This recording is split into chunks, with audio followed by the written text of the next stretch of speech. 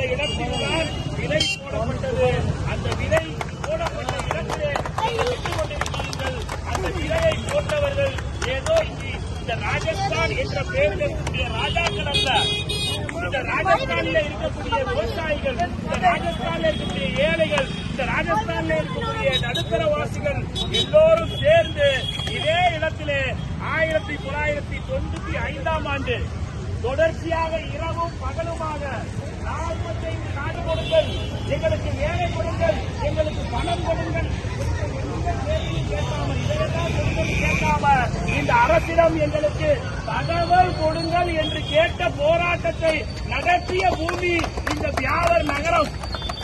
அந்த பியாவர் நகரத்திலே